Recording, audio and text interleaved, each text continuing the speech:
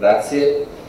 Un minuto di silenzio per ricordare l'unica vittima del maltempo a Venezia, poi via con la discussione della legge finanziaria per il 2020, l'ultima della legislatura, giornata trevigiana per il Consiglio regionale del Veneto, costretto a traslocare dall'aula di Palazzo Ferrofini, sommersa martedì sera, al Sant'Artemio, dove la discussione politica è stata fin da subito incentrata sui temi dell'ambiente. L'opposizione ha utilizzato toni aspri, chiedendo alla Giunta di inserire nella manovra più risorse proprio per la tutela del territorio veneto. Ultimatum dal 5 Stelle, pronto a uscire dall'aula al momento del voto finale. Immediatamente devono essere stanziati 100 milioni di euro per l'emergenza ambientale che sta purtroppo uccidendo i veneti e mettendo in ginocchio il nostro bellissimo territorio e la nostra regione. Dobbiamo prendere questo problema come il problema numero uno che oggi noi abbiamo e andare a risolverlo. E annuncia a voto contrario il Partito Democratico.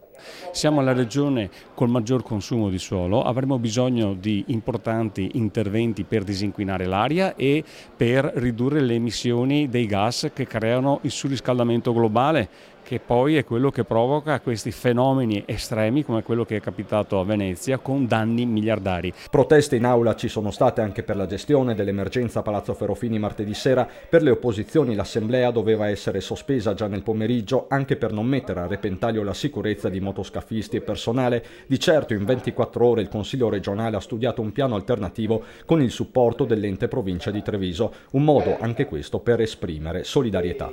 Devo ringraziare Stefano Marcon per la provincia di Treviso che ha messo a disposizione questa sede, devo ringraziare tutti i tecnici che in un giorno sono riusciti a spostare il sistema informatico, gli emendamenti, tutto quello che serve appunto per continuare a lavorare per far sì che il bilancio di previsione 2020 venga approvato prima possibile.